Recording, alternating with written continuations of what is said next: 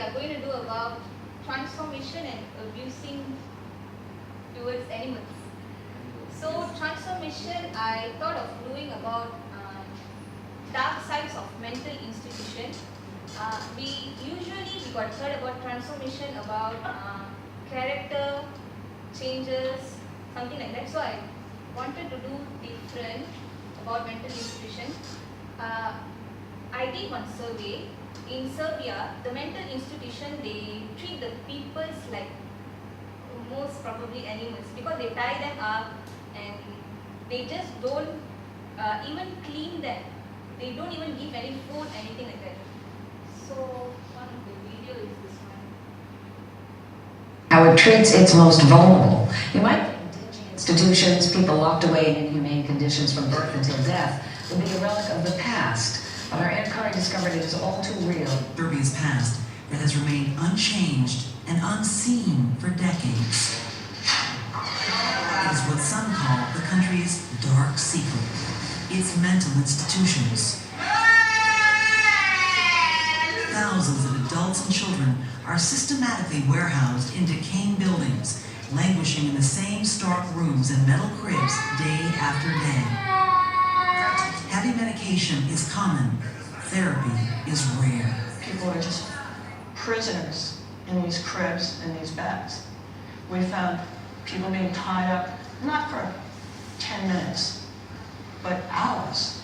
A report just released by Washington-based Mental Disability Rights International calls the conditions beyond cruel and inhuman. It's torture. Torture? Torture. You're saying what is happening in the institutions for the disabled in Serbia amounts to torture? Yes. Yes. In this former communist country, where disabilities have long caused shame, doctors commonly advise parents to put mentally disabled newborns in remote, overcrowded government institutions. For most, it is. So the kids, mentally disabled kids, their parents sent them over here and they trusted them. They, some kids, they don't even clean up. But one of the video, one old man, he just passes his urine on the bed and no one cared to clean them up. So it's quite sad. It's not quite very sad. It's sad. Many people are here. Kids, grown-up people, then old people. Is a life sentence. So this is the room where the most severe cases are kept? NBC News gained unprecedented access to some of these institutions. What we found in some was deeply disturbing. Full-grown young men crammed into cribs. A shower room where groups of adults are hosed down. Stick-thin children left alone, some with bodies contorted and atrophied from years of neglect. This little boy was tied to his crib early one morning and was still tied up later that afternoon. Some boys and girls in these conditions simply stop growing. This is a 21-year-old boy who's never been born. His body seems frozen. Katerina is 9. She has Down syndrome. No, you don't want to let go of my finger, do you? The staff told us that tiny Jasmina is actually 15 years old. This is called growth retardation or failure to thrive. Explain that to me. The brain produces a hormone that allows you to grow, and the brain doesn't produce that hormone when you're under such severe conditions of deprivation. A classic sign of child neglect is kids who don't grow. We showed some of our footage to Serbia's new social policy minister, Rasim Ljajic. You see children left in beds, so long their legs are atrophying, and the children are tied down. Are these conditions?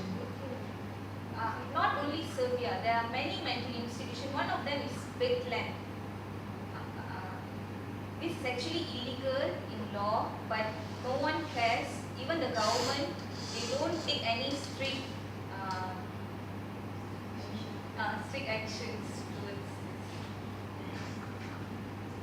towards In your mind, humane. These conditions are far from humane, So you agree that it is hurting the children, hurting these people with disabilities, to be in these institutions? Of course. This is a situation that we inherited, that came into our hands, and we have to change it. But with a severe shortage of government money and trained staff, he acknowledges that change will come slowly. Years? Sadly, yes. In the meantime, the mentally disabled here know little of the world beyond the walls and bars of institutions, where days and lives pass unnoticed. Serbia is calling Now, next I would like to pass to Hemma for abuse and Okay, I'm going to be talking about being cruel isn't cool under the theme of animal abuse. So, who loves milk here? So of this, if you don't drink milk, it's not my fault. Straight to the topic, I'm going to talk about the dark side of New Zealand dairy industry. How there's this epic story behind that glass of milk you drink. So sorry.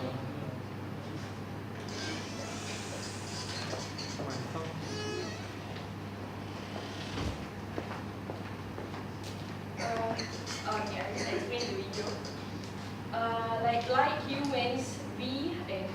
Like humans, cows need to give birth and then they produce milk for their calves, right? To ensure that these calves don't drink all the milk, so that we get all the milk, these calves have been separated from their mother within hours. Just after giving birth, after an hour, and then the farmer comes and take it from the mother. And then he throws it into the truck, just throw it into the truck. And then the mother follows actually.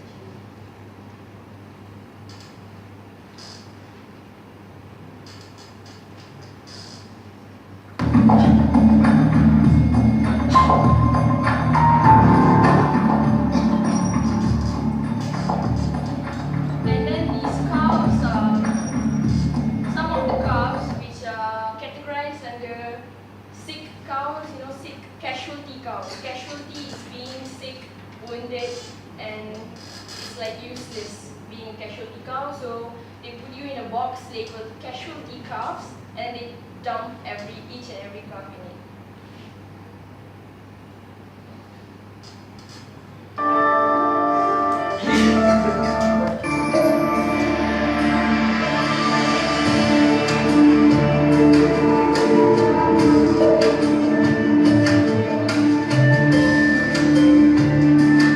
And the worst part is yet to come.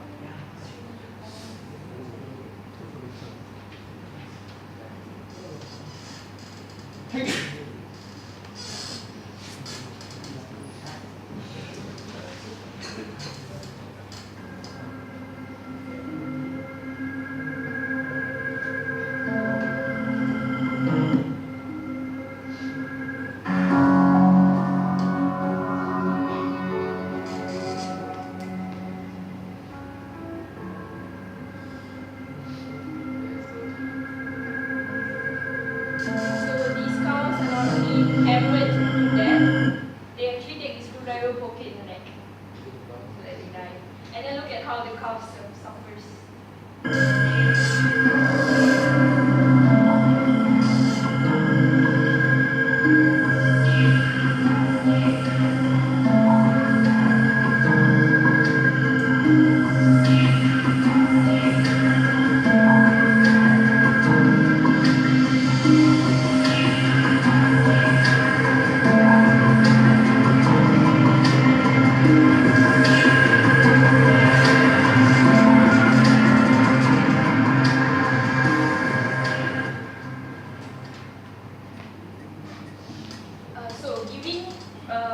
Proposing the problem, I also have one really inspirational video about this professional British boxer who actually, a boxer needs meat and all right to obtain the protein so that he can actually add up the muscles, right? Who knows about gymming and stuff.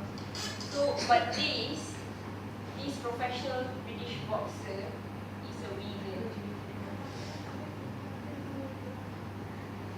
ever had cheese or milk. That's something for the last few years I've always cut out, and I felt the benefits from that. But David Hay actually was forced by his friend to watch documentaries about animals being abused, and after watching these videos, documentaries and stuff, he made his decision to become a vegan. He cut out all his animal products from his diet, example cheese and milk, where Americans most of the times they eat cheese and milk. And then he felt healthier, he felt cleaner, and he said he got lots of positive effects. After that, his skin, even he did not have dandruff after being a vegan. And then he did not even feel drowsy after waking up. He feels fresh as soon as he gets up. And then he said he feels like he has more energy being a vegan. So he said he gained a lot of muscles after being a vegan, surprisingly. And David Hay is a part of an organization named PETA. PETA stands for People for the Ethical Treatment of Animals. So he supports animals actually. So this organization is actually really active. That this PETA has another organization for kids named PETA Kids. Vegetarian because I love animals. I've been vegetarian since 2nd grade. I love animals and I think it's wrong to eat them. I like animals and I love them. Animals have feelings and I do not like to eat meat. Elephants are super smart and have families just like us. They belong in the wild, not in the circus. You don't have to use products tested on animals. Just look at this cute little bunny. I don't wear leather because cows are my friends. Even if your parents still eat meat, that doesn't mean that you have to. It's easy not to hurt animals. Don't eat them. Even kids can speak up for animals. Just go to PETAKids.com to learn how. So that's it from me.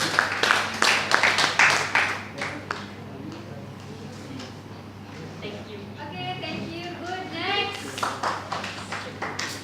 Next. Dah,